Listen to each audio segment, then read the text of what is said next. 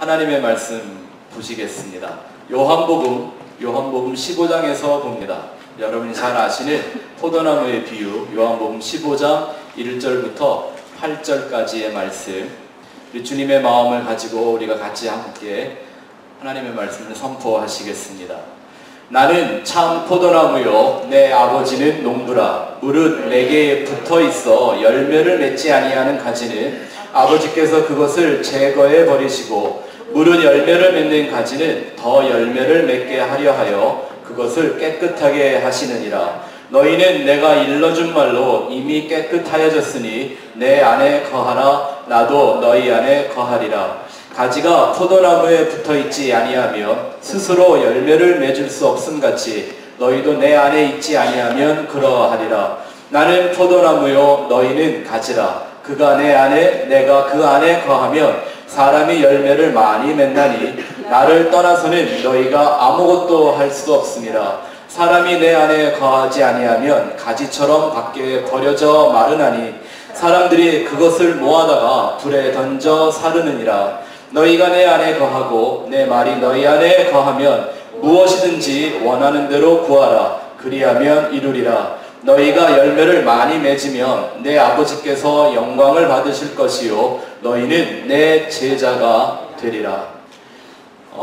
원래 마음엔 특별한 메시지를 전하는 것보다 우리가 늘 같은 주제의 말씀 내용을 우리가 나누고 있기 때문에요, 산상순을 계속 하려고 마음을 먹고 있는데, 기도할 때마다 제 마음속에 떠오르는 메시지가 하나가 있어서 주님이 우리 모두에게 주시는 그런 메시지인가라고 생각을 하고 말씀의 주제를 바꿔서 오늘 요한복음의 말씀을 통하여 저희가 이 말씀을 가지고 한번 저희가 창립주일이 될 때마다, 그래도 우리가 살아있으면 1년에 한 번씩 창립주일을 맞이하게 될 텐데, 창립주일 때마다 생각해 봐야 될 같은 말씀을 한번 제가 생각해 보았습니다. 한번 제목을 같이 읽어볼까요? 예수로만 열매 맺는 교회. 시작. 다시 한번 예수로만 열매 맺는 교회. 예수로만 열매 맺는 교회. 저는 오늘 이 말씀을 지난 한 주간 준비하면서요, 우리가 창립예배 될 때마다 똑같은 메시지를 해야지라는 마음 가지고 이 말씀을 준비했습니다.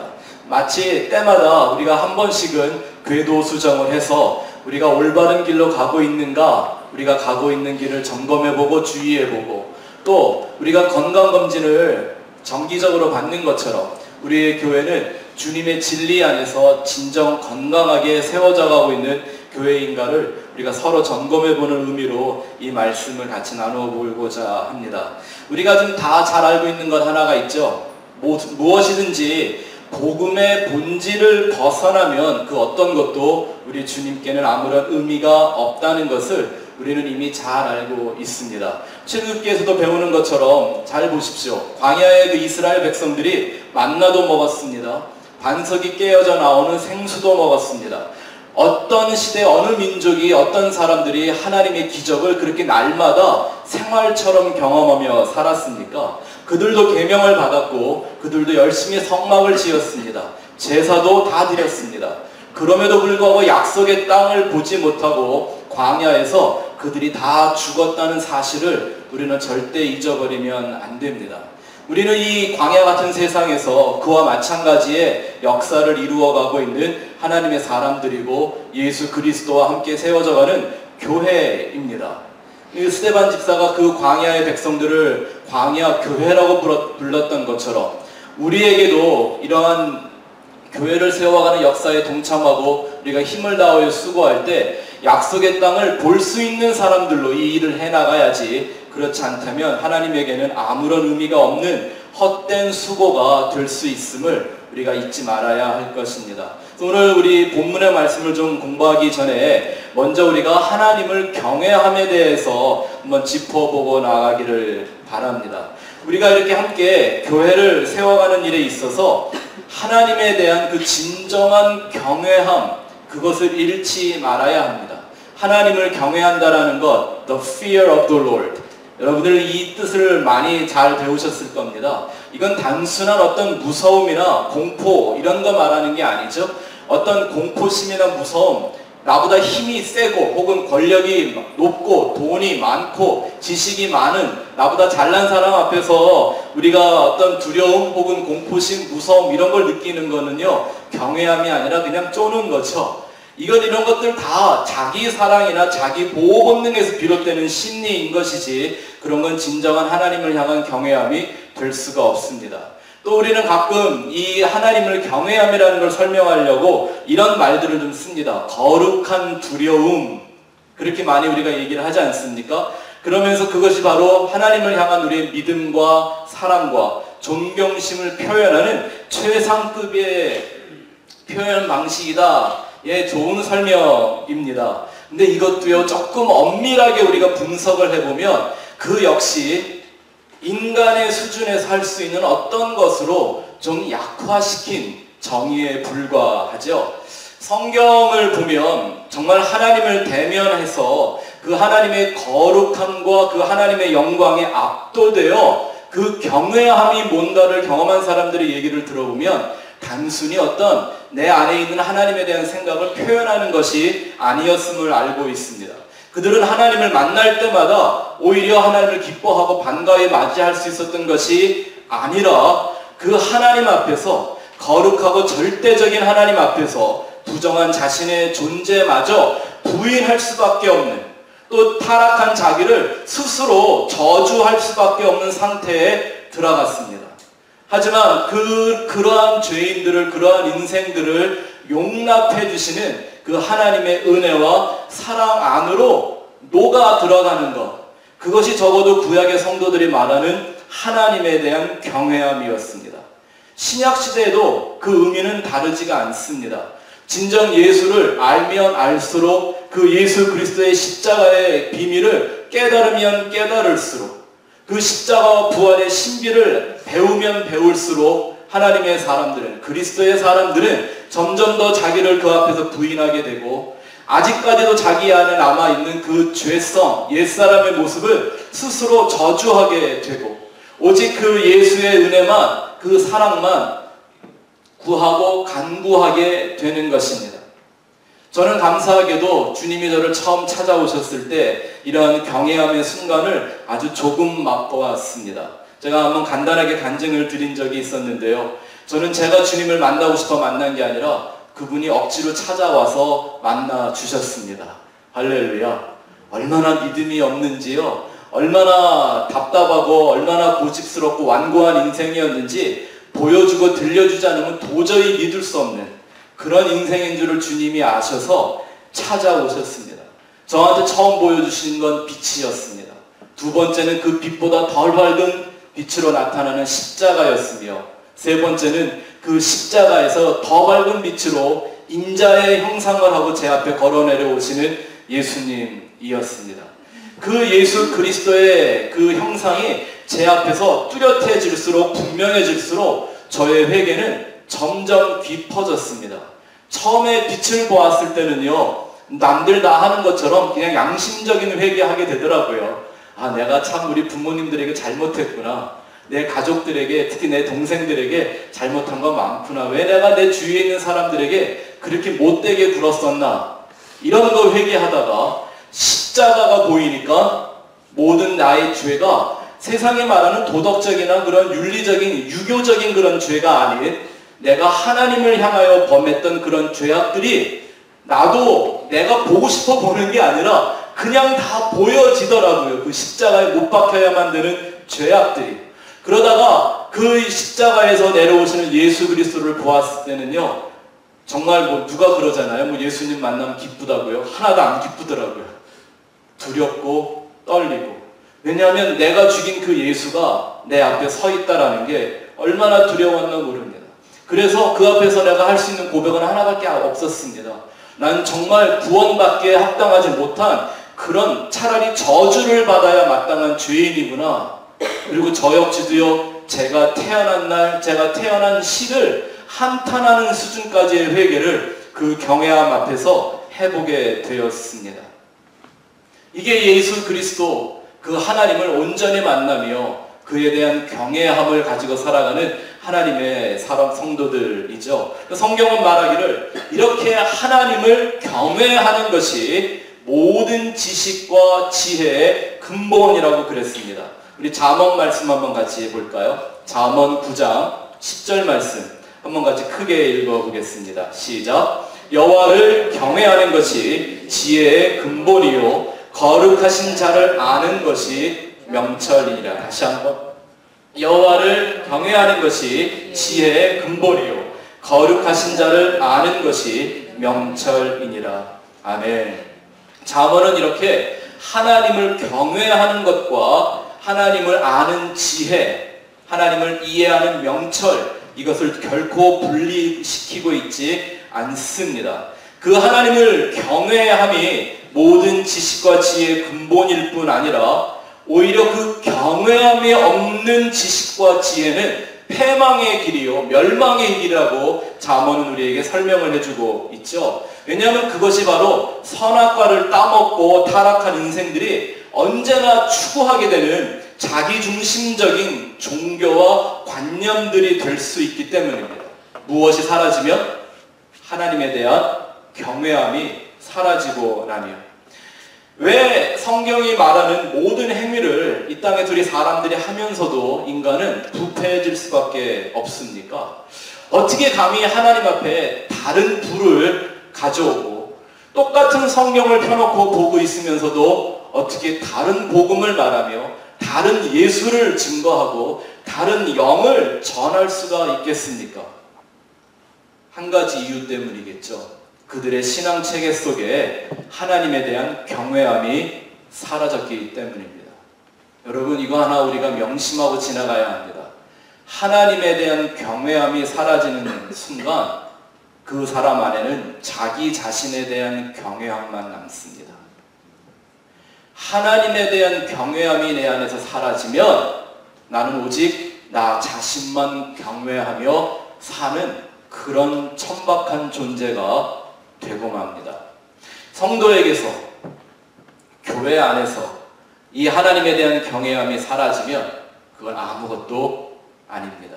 이 하나님에 대한 경외함을 일깨우며 그의 경외함을 근본으로 해서 예수 그리스도의 몸된 교회의 지체로 살아가는 우리 성도들에게 주신 그 거룩한 특권과 사명에 대한 이 말씀이 바로 오늘 우리가 보게 될 예수 그리스도의 포도나무 비유입니다.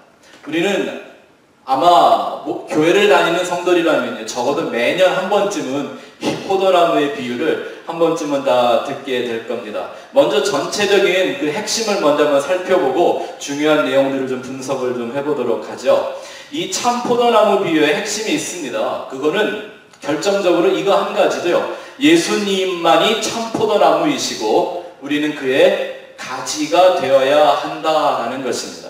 포도나무의 비유는 사실 요한복음 14장부터 시작된 성령 안에서 예수와 하나 되는 그리스도의 연합과 그 연합의 중요성 그리고 그 절대성을 설명하는 예수님의 말씀입니다. 그리고 그 예수 그리스도라는 참 포도나무와 연합이 되고 나면 반드시 증거로 열매가 나타나는데 그 열매를 맺는 가지는 열매를 더 많이 맺게 하시려고 하나님이 가지를 깨끗게 씻겨주신다라는 말씀과 함께 반면에 포도나무에 붙어있는 것 같지만 열매를 못 맺는 가지는 어떻게 해요? 잘라서 불 가운데 던져버린다고 하는 아주 무시무시한 주제의 말씀입니다. 하나님에 대한 경외함을 일깨워주는 그런 말씀이죠. 근데 이 말씀 가운데 우리가 한 가지를 분명하게 이해해야 합니다. 이 비유를 마치 구원을 받았지만 신앙생활 제대로 안 하고 선한 열매를 많이 못 맺으면 구원을 상실하거나 혹은 다시 저주를 받는다라는 말씀이 절대 아닙니다. 생각해 보십시오. 하나님이 상황과 조건에 따라 구원을 줬다 뺏었다 하는 이렇게 변덕이나 부리고 내가 구원을 줬는데 보니까 잘못 줬네, 주지 말 사람에게 줬네 하고 실수하는 그런 하나님이라면 그가 정말 전지전능한 하나님이시겠습니까? 하나님 그런 실수 안 하는 분이시죠. 그리고 구원이라는 것이 어떻게 조건부적으로 일시적으로 우리에게 맛보라고 주시는 것이 아니라 그 구원 자체가 영원한 선물입니다. 할렐루야. 그럼 구원을 한번 받아놓으면 이건 하나님도 빼도 박도 못하시는 겁니다. 왜? 그 자체가 영원이기 때문이죠. 어떻게 영원한 걸 받았는데 그 영원이 사라질 수가 있습니까? 그 말도 안 되는 얘기지 않나요? 이 말씀 속에 나타나 있는 두 가지 다른 종류의 가지를 우리는 잘 이해해 볼 필요가 있습니다. 이 열매 맺지 못하는 가지는 신앙생활을 게을리해서 혹은 예수를 개떡같이 믿어서 그런 구원은 받았지만 별 볼 일 없는 이런 가지를 얘기하는 게 아니라 그들은 처음부터 진짜 포도나무에 붙어있는 참 포도나무에 붙어있는 참 가지가 아니었던 것이죠. 이렇게 생각하면 쉽습니다. 예수님 말씀하시기를 우리의 양들이 있는데 다 내 양은 아니다. 양들이 있지만 내게 속한 양도 있고 내게 속하지 않은 양들도 있다. 이 우리에는 없지만 아직도 우리에 들어오지 못한 양들이 있어서 내가 그 양들을 부르러 왔다고 예수님 말씀하십니다. 여기서 우리라는 건 뭐에 보통 우리가 많이 비유를 해보죠? 교회. 그죠? 그 교회에 모여있는 성도들을 다 뭐라 그래요? 양이라 그러죠. 근데 교회 안에 있는 성도만 양이라는 게 아니라 하나님은 모든 인생을 양에 비유하십니다. 우리는 모두 양 같아서 각기 제 길로 갔거늘 모든 인생들이 다 양입니다. 근데 그렇게 잃어버린 양으로 있던 사람들이 어느 날 예수에게 속한 양이 되기도 하지만 예수에게는 속하지 않은 양이 있을 수 있다는 겁니다. 어디 안에도? 교회 안에도.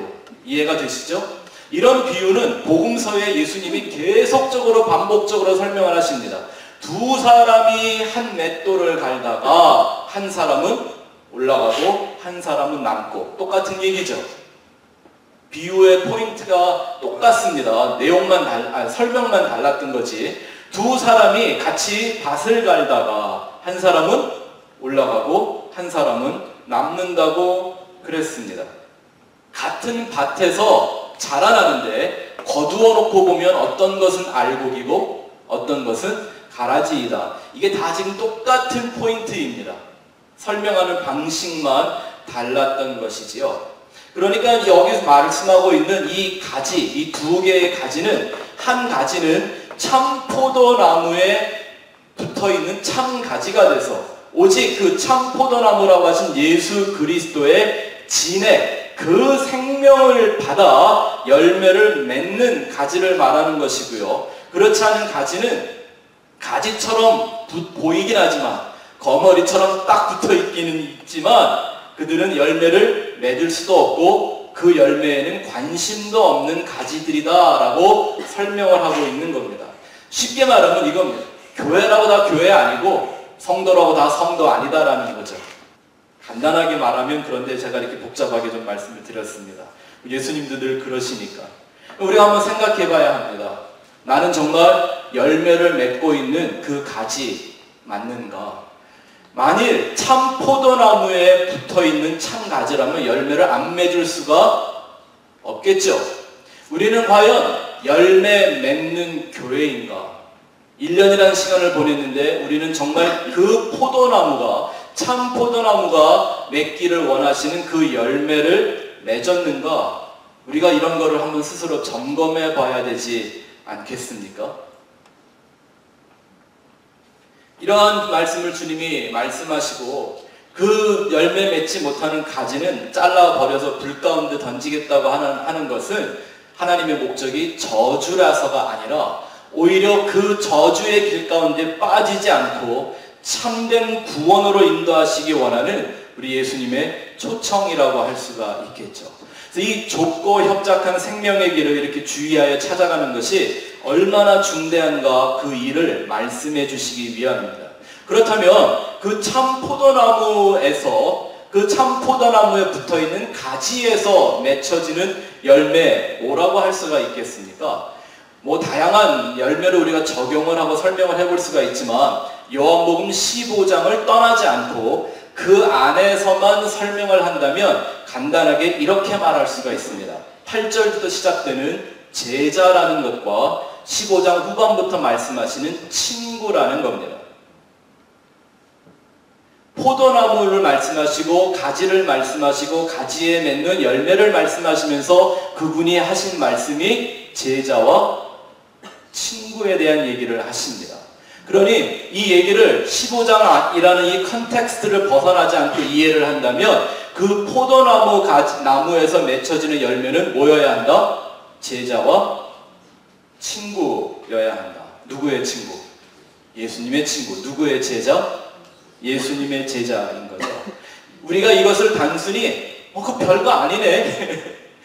그냥 다 제자 훈련 받으면 제자가 되는 거고 예수님 나 친구라고 고백하면 나 친구 되는 거 아닌가? 이렇게 생각하시면 정말 하나님의 말씀을 경외할 줄 모르는 사람들인 거고요. 이 제자와 친구라는 것을 이 땅의 유일한 참 포도나무이신 그 예수님이 맺어내는 열매, 그 결과라는 그 열매의 최상급이라고 생각을 한다면 이 예수님의 제자, 이 예수님의 친구가 얼마나 귀한 것인가를 우리가 이해할 수가 있죠. 제자는 단순히 그냥 배우는 학생만을 말하지 않습니다. 그 스승의 삶을 그대로 살아내고 그 스승이 인정해 줄 때 참 제자가 되는 거죠. 스승의 일을, 스승의 길을, 스승의 운명을 함께 짊어지고 가는 동일한 존재가 되는 것을 말하는 겁니다. 또 예수님이 여기서 말씀하신 친구는 어떤 친구예요? 그냥 동네에서 알고 지내는 그런 친구가 아니라 내 목숨까지 내어줄 수 있는 친구입니다. 이건 어느 날 그냥 저 사람이 위험해졌고 내 목숨을 던져서라도 도와줘야지라는 생각을 하면 될 친구가 아니라 이미 내가 내 생명을 준 것과 같은 친구가 되는 것입니다. 예수 그리스도 안에서 말입니다. 그것이 참 포도나무에 붙어있는 가지들이 맺어지는 열매입니다. 바로 그 예수의 제자, 그 예수님의 친구들이 예수님처럼 예수 그리스도의 인격과 성품으로 만들어지는 열매죠. 갈라디아서 5장에 나와 있는 성령의 9가지 열매 암송하고 계십니까? 사랑과 희락과 화평과 오래 참음과 자비와 양성과 충성과 온유와 절제. 방언을 하시는 데서 따라 하시면 되는데요. 침례교회는 공중에서는 방언하는 거 아닙니다. 혼자 하십시오. 이 9가지의 열매는 바로 예수 그리스도의 진리가 들어와 그 한 영혼을 거듭나게 만들었을 때 그 안에서 만들어지는 예수 그리스도의 인격과 성품을 의미하는 것이죠. 그래서 예수님처럼 세상에 대하여는 자기를 죽은 자로 여기고 오직 그리스도를 향하여만 산 자로 여기며 살아가는 그 사람들을 예수님의 제자요, 예수님의 친구라고 말하고 그것이 바로 참 포도나무 가지들이 맺어야 되는 열매라고 예수님이 요한복음 15장 전체를 통해서 말씀하고 있는 것입니다. 이 하나님께서는 당신의 독생자 예수 그리스도를 통해 이 땅에 그 생명을 주셔서 그의 제자와 그의 친구들을 만드시고 그 제자와 친구들이 이 참 포도나무라는 생명의 공동체를 이루어내기를 원하시는 그 말씀이 요한복음 15장 전체에 나와져 있는 것입니다. 그래서 우리가 이 열매 맺는 교회, 열매 맺는 성도, 열매 맺는 가지가 되려면 앞으로도 계속 이 참 포도나무에 붙어있는 가지로 우리가 성장해 가려면 우리에게는 반드시 하나님을 향한 이 말씀을 두려워하는 진정한 경외함이 우리에게 필요합니다. 어떤 것일까요? 전에도 한 말씀드렸지만 예수가 아닌 것들로 혹 가짜 열매가 맺어지는 것입니다. 예수로만 열매를 맺는 교회가 되려면 항상 양면성이 있는 거죠. 다른 한편을 우리가 이면적인 모습을 생각해 봐야 하는데 동시에 우리의 마음엔 어떤 것이 더 하나 있어야 돼요? 우리 가운데 혹은 나를 통해서 예수가 아닌 다른 것들로 하나님이 원하시지 않는 가짜 열매를 맺게 되는 일입니다. 이것이 얼마나 중요한 얘기인가를 오늘 여러분들과 좀 분석을 하며 같이 나눠보려고 합니다. 오직 예수님만이 참 포도나무이십니다. 믿으시면 아멘 하시기 바랍니다. 예수님은 당신을 참 포도나무라고 말씀하셨는데 참 포도나무가 있다면 모두 있다는 얘기일까요? 가짜 포도나무, 거짓된 포도나무도 있다는 얘기겠죠? 이 포도나무 비유는요, 갑자기 예수님이 와서 이렇게 툭 던져놓은 튀어나온 말씀이 아닙니다. 사실은 구약 성경 내내, 구약 시대 내내 하나님께서 선지자들을 통해서 말씀하셨던 것을 예수님이 아주 결론적으로, 본론적으로 다시 말씀하시는 그런 장면인 거죠. 그래서 이 요한복음, 이 포도나무의 비유가 구약 성경에 전체적으로 굉장히 많이 나와 있는데요. 요한복음 15장 이 포도나무의 비유를 직접적으로 설명하고 있는 구절 하나만 찾아볼까요? 먼저 예레미야 2장 12절, 13절을 한번 보겠습니다. 예레미야 2장 12절, 13절 같이 읽어보죠. 시작. 너 하늘아 이 일로 말미암아 놀랄지어다. 심히 떨지어다 두려워할지어다 여호와의 말씀이니라. 내 백성이 두 가지 악을 행하였나니 곧 그들이 생수의 근원되는 나를 버린 것과 스스로 웅덩이를 판 것인데 그것은 그 물을 가두지 못할 터진 웅덩이들이니라. 예레미야 선지서에 대한 말씀을 여러분들 어느 정도 다 이해하고 계시죠? 예레미야의 별명은 뭐였습니까? 눈물의 선지자. 왜 그렇게 울었어요? 그 하나님의 상한 심령, 하나님의 그 깨어진 마음을 그가 알고 났더니 그의 눈이 마를 날이 없었다고 성경이 고백하고 있습니다. 그런 그 예레미야 말씀이 이어지는데 이 2장에 보니까 인생들이 하나님 앞에 두 가지 악을 행했다고 하나님이 딱 종목을 말씀하십니다. 첫째는 뭐예요? 생수의 근원되는 나를 버린 것. 다시 말하면 진리의 본질을 버린 것을 의미하는 거죠.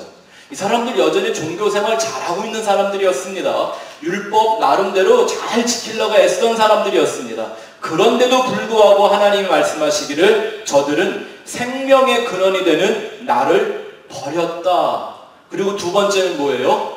물을 담아놓을 수 없는 웅덩이를 스스로 판 거다. 그게 이제 율법주의죠. 인간의 의의를 자랑으로 삼아 자신들을 하나님 앞에서 떳떳한 존재로 만들고 싶어 했던 그런 잘못된 율법주의, 이 두 가지를 얘기하시는데 이 말씀을 설명하시다가 오늘 우리가 요한복음 15장의 말씀과 동일한 의미를 갖고 있는 구절 하나를 만날 수가 있습니다. 예레미야 2장 21절, 같은 장 21절을 한번 읽어보죠. 시작. 내가 너를 순전한 참 종자 곧 귀한 포도나무로 심었거늘 내게 대하여 이방 포도나무의 악한 가지가 됨이 어찌 됨이냐. 지금 하나님 하시는 말씀이 내가 이 모든 이 세상의 인생들을 뭐로 심었다? 귀한 참 포도나무로 심어놨는데 다 뭐가 됐다고요? 이방의 포도나무에 악한 가지들이 되고 말았다라는 겁니다. 이렇게 하나님은 이 세상의 백성들을 또한 포도나무에 자주 비유하십니다. 포도나무의 모양은 하고 있는데 그릇된 열매만 맺고 있는, 경건의 모양은 있지만 경건의 능력은 잃어버린 그 사람들에 대한 하나님의 깨어진 마음을 설명하실 때마다 이 포도나무의 비유를 잘 말씀하셨습니다. 그리고 하나님 말씀하시기를 내가 너를 참 포도나무로 불렀는데 너는 왜 이방 포도나무의 가지가 되고 있냐? 성경이 말하는 이방이라는 뜻은 언제나 구원의 대상에서 제외된 존재들을 의미할 때 그렇게 말하고 있습니다. 포도나무인 척하고 있는데 뭐는 없는? 구원은 없는, 생명은 얻을 수 있는 그 세상에 대하여 심판의 메시지를 보여주고 있는 거죠. 또 그런 포도나무들이 모여있는 걸 뭐라고 불러요? 포도원. 그죠? 포도원. 그래서 교회 이름들 중에 포도원 교회 이런 것들이 있잖아요. 그죠? 교회는 그런 하나의 포도원입니다. 왜냐하면 하나님이 우리를 지금 뭐라고 부르시고 계세요? 나 하나하나가 포도나무라잖아요. 귀한 참 포도나무, 종자가 아주 좋은 포도나무라고 말씀하시고 그걸 모아놓은 게 지금 포도원이지 않습니까? 우리가 지금 혹시 이방의 악한 가지들이 되고 있지 않는가 항상 이 말씀을 보고 한번 생각해 봐야 하겠죠. 이 잘못된 열매를 맺고 있는 그릇된 열매를 맺는 포도나무의 가지들에 대한 우리 하나님의 진노가 어떤 건가 한번 또 살펴보죠. 이사야서 5장 4절부터 6절 말씀. 이사야서 5장 4절 6절 같이 한번 읽어볼까요? 시작. 내가 내 포도원을 위하여 행한 것 외에 무엇을 더할 것이 있으랴. 내가 좋은 포도 맺기를 기다렸거늘 들포도를 맺음은 어찌 됨인고. 이제 내가 포도원에 어떻게 행할지를 너희에게 이르리라. 내가 그 울타리를 걷어 먹힘을 당하게 하며 그 담을 헐어 짓밟히게 할 것이요 내가 그것을 황폐하게 하리니 다시는 가지를 자름이나 북을 돋우지 못하여 찔레와 가시가 날 것이며 내가 또 구름에게 명하여 그 위에 비를 내리지 못하게 하리라 하셨으니. 여러분, 오늘날 이 하나님의 심판이 우리가 소위 말하는 교회라고 부르는 곳에 임하고 있다라는 생각을 하며 우리는 이 하나님에 대한 경외함을 잃지 말아야 합니다. 좋은 포도를 맺으라고 우리를 포도나무가 되고 가지가 되게 만들었는데 들포도를 내고 있는 것이 어찌미냐라고 하나님이 진노하십니다. 이것이 바로 이 인생들을 바라보는 우리 하나님의 깨어진 심령이요. 그 참 포도나무를 회복하기 원하셔서 예수 그리스도 독생자를 이 땅의 유일한 참 포도나무로 보내신 것입니다. 이 성경에 참이란 단어가 참 많이 나오죠. 네.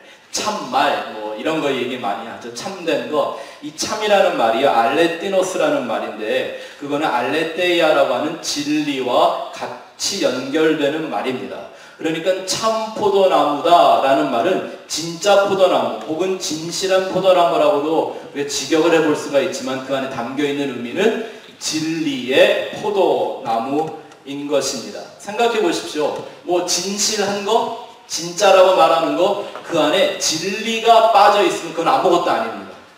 맞습니까?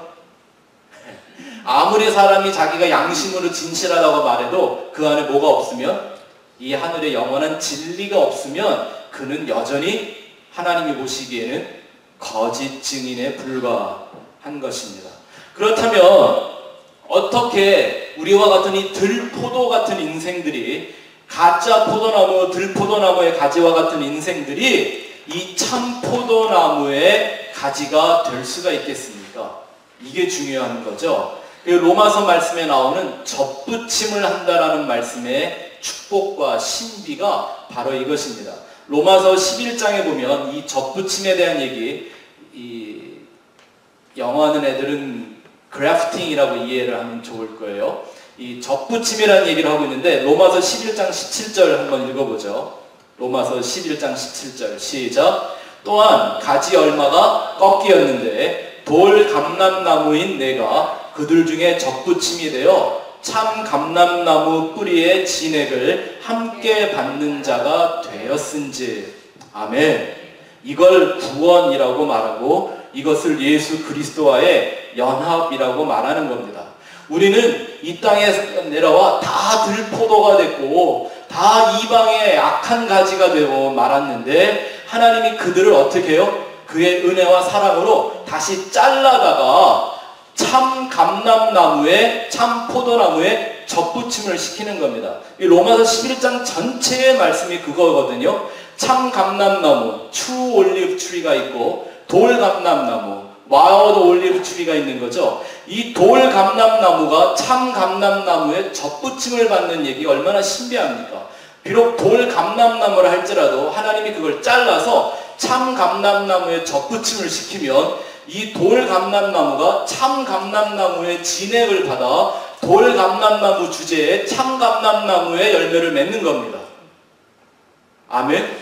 그와 똑같은 원리가 우리 같은 인생이 참 포도나무의 가지가 된다라는 것입니다. 다시 말씀드리지만 그 가지에서 맺어지는 열매가 뭐라고요? 제자와 친구입니다.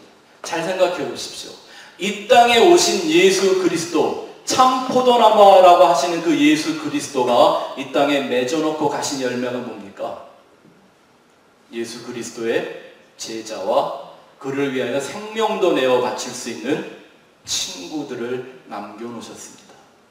그들을 인해서 이 생명의 복음은 오늘까지도 증거되고 있고 그들을 통해서 그 복음이 우리에게까지도 흘러내려오게 되었던 것입니다. 예수는 이 땅에 오셔서 그 어떤 조직도 만들지 않으셨고 어떤 법전도 만들지 않으셨습니다. 다만 이 두 가지를 남겨놓고 승천하셨습니다. 제자와 친구라는 겁니다.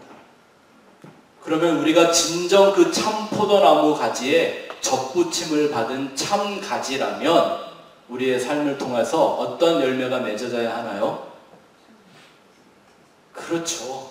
예수 그리스도의 제자요, 예수 그리스도를 위하여 생명도 드릴 수 있는 그의 친구들이 되어져 갈 것이고, 나의 삶을 통하여 역시 예수의 제자라는 친구라는 열매들이 끊임없이 맺어지고 있겠죠. 그래서 이 말씀을 보니까 열매를 맺지 못하는 가지는 다 제하여 버리고 오히려 열매를 맺는 가지는 더 많은 열매를 맺게 하시기 위해서 어떻게 하신다고요? 깨끗하게 해주신다라고 했습니다.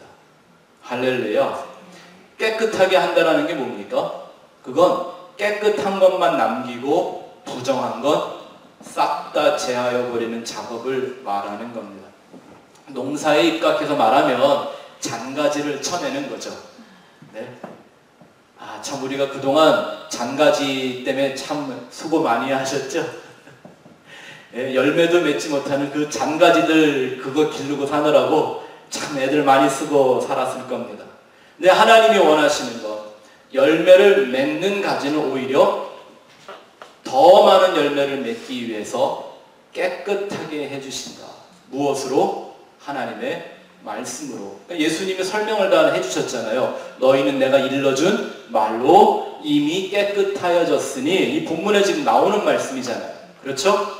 그러니 하나님이 그 참포도나무에 접붙임을 받은 그 가지들을 깨끗하게 하시는 것은 무엇으로? 말씀으로, 진리로. 그러니까 이 말씀을 우리의 특성에 맞도록 우리가 잘 아는 말로 한번 다시 바꿔본다면 이런 거죠. 참된 본질적인 열매만 맺게 하기 위해서 모든 비본질적인 것을 제거해버리는 겁니다. 본질만 남겨놓기 위하여 비본질들을 싹 다 제거하는 것입니다. 여러분, 사실 이 말이 하박국 3장 2장에 나와 있는 부흥이라는 말하고 똑같은 뜻입니다. 부흥은 숫자가 많아지는 게 아닙니다. 덩치가 커지는 게 아닙니다. 이 번역을 부흥이라고 해서 참 오해가 너무너무나 많은데요. 카야라고 하는 이 부흥이라는 단어가 살게 하기 위하여, 열매를 맺기 위하여 깨끗하게 한다, 새로운 생명을 준다, 원상태로 회복한다, 이런 뜻을 담고 있는 말입니다. 그러니까 진짜 부흥은 많아지는 게 아닙니다. 더러운 게 많아져야 뭐합니까? 잔가지들이 많아지는 건 하나님에게는 아무런 의미가 없습니다. 오히려 참된 열매만 맺는 가지가 되게 하기 위하여 깨끗하게 하시는 겁니다. 저는 1주년을 맞이한 우리 스펙트럼 교회가, 또 저와 여러분들이 이렇게 깨끗하게 하시는 하나님의 손길을 경험하기를 소원합니다. 하나님은 가지만 무성한 나무는 미워하십니다. 그래서 예수님이 우리에게 보여준 또 하나의 무시무시한 사건이 뭐예요? 열매 없는 가지만 남은 무화과 나무를 저주해서 말라지게 만드는 것입니다. 열매 맺지 못하는 가지는 또한 다른 말로 하면요, 다른 열매를 맺는 가지라고도 할 수가 있습니다. 자, 신명기 가서 볼까요? 그 얘기가 나옵니다. 우리가 정말 두려운 마음으로 이런 말씀들을 좀 같이 잘 이해했으면 좋겠습니다. 신명기 32장 31절부터 35절, 여러분 주보에도 있는데 한번 같이 읽어보자. 시작. 진실로 그들의 반석이 우리의 반석과 같지 아니하니 우리의 원수들이 스스로 판단하도다. 이는 그들의 포도나무는 소돔의 포도나무요 고모라의 밭의 소산이라. 그들의 포도는 독이 든 포도이니 그 송이는 쓰며 그들의 포도주는 뱀의 독이요 독사의 맹독이라. 이것이 내게 쌓여 있고 내 곳간에 봉하여 있지 아니한가. 그들이 실족할 그때에 내가 보복하리라. 그들의 환난 날이 가까우니 그들에게 닥칠 그 일이 속히 오리로다. 적당히 포도나무 같은 것들을 모아서 하나님 앞에 포도원 비슷하게 만들어서 열매를 맺으면 그 열매들이 어떤 열매들을 맺는다고 나와 있어요? 참 진리와 참 하나님의 그 생수의 근원되는 예수 그리스도의 은혜와 진리로 그 교회를 세워놓지 않으면 그 교회, 그 포도원, 그 포도나무들은 어떤 열매를 맺는다고요? 그들이 맺는 포도가요, 소돔의 포도나무래요. 여러분들이 이 세상을 바라보며 한번 나름대로 분석을 하고 비교해 보시면 좋겠습니다. 그들에서 나오는 소산이 마치 고모라 땅에서 나오는 소산들과 같다고 그래요. 오늘날 이 시대의 교회가 한 가지 분명하게 보여주는 이 말씀이 응하는 사건들이 있죠. 소돔과 고모라는 뭐 때문에 멸망을 당했어요? 가장 큰 죄는 동성연애였습니다. 동성연애만 한 게 아니라요, 짐승과도 관계를 가졌다고 성경이 기록하고 있습니다. 근친상간은 뭐 말할 것도 없고요. 근데 오늘날 교회들이 뭐해요? 동성결혼을 해주고 동성결혼을 한 목사들을 교회의 주의 종이라고 부르며 세워놓고 있습니다. 하나의 모습을 보면 그런다는 거지 그것만 말하는 건 아닙니다. 그 소돔과 고모라가 멸망받아야 될 그 이유들을 오늘날 교회들이 열매라고 맺고 있다는 것을 하나님이 지금 말씀해주고 있는 거죠. 그리고 그들에게 있는 그들로서 나오는 포도주가 뭐라고요? 뱀의 독이래요. 여기서 뱀은 뭘 의미할까요? 에덴에 있었던 그 뱀을 말하는 거죠. 선악과 따먹어도 안 죽는다고 살살 꼬셨던 그 뱀 말입니다. 왜 이렇게 화가 나고 흥분이 되지? 여러분들에게도 이런 어떤 거룩한 경외함, 두려움, 분노 이런 것이 오늘 저와 함께 있었으면 좀 좋겠습니다. 근데 하나님이 분명히 말씀하시기를 이런 것들을 니네가 내 곳간에 쌓았기 때문에 내가 그들을 환난 날로 던질 것이고 그 날이 속히 올 거라고 말씀하셨는데요. 이와 똑같은 말씀을 요한계시록에서 반복해 말씀해 주십니다. 그 아버지가 이 거짓된 그릇된 나쁜 포도나무와 그 가지들을 어떻게 제하시는지가 나와 있죠. 요한계시록 14장 18절부터 20절 같이 읽어봅시다. 시작. 또 불을 다스리는 한 천사가 제단으로부터 나와 예리한 낫 가진 자를 향하여 큰 음성으로 불러 이르되 내 예리한 낫을 휘둘려 땅에 포도송이를 거두라. 그 포도가 익었느니라 하더라. 천사가 낫을 땅에 휘둘러 땅에 포도를 거두어 하나님의 진노의 큰 포도주 틀에 던짐에 성 밖에서 그들이 밟히니 틀에서 피가 나서 말 굴레까지 닿았고 1600 스타디온에 퍼졌더라. 말 굴레가 뭐예요? 말 굴레. 소는 곱비라고 하나요? 네, 그 곱비를 끼죠. 그래서 그 힘센 소가 그 코가 얼마나 아프면 그 곱비만 당겨도 그 고집센 소가 말을 듣죠. 이렇게 말을 말을 듣게 만들려면 뭐해요? 입에 그 자갈을 물리잖아요. 재갈이라고 하나요? 네. 고결 이렇게 달려있는 그 고리, 그걸 굴레라고 말하는데요. 말이 키가 얼마나 커요. 근데 이 가짜 포도나무가 맺어 있는 그 열매들을 다 낫으로 걷어다가 하나님의 진노의 포도주 틀에 놓고 짓밟는데 거기서 나오는 그 포도주가 피죠, 피. 어디까지 찬다고요? 말 굴레까지 찬다고 그랬습니다. 무섭죠? 사실 요한복음 15장의 포도나무 비유는 예수님 참 좋은 포도나무니까 우리가 거기도 들러붙어서 좋은 열매 맺고 살아야지라고 가볍게 생각할 말씀 아닙니다. 이 포도나무에 하나님의 창조의 섭리와 심판의 계획이 다 들어있는 말씀이다라는 거죠. 저와 여러분들이 어떤 포도나무가 되어 있고 어떤 가지로 어떤 열매를 맺고 있는가 우리가 스스로 점검해 보아야 될 그런 때입니다. 여러분들도 아시겠지만 지난 1년간 우리는 한 가지만 했습니다. 아니죠. 두 가지지만 한 가지 했습니다. 뭐예요?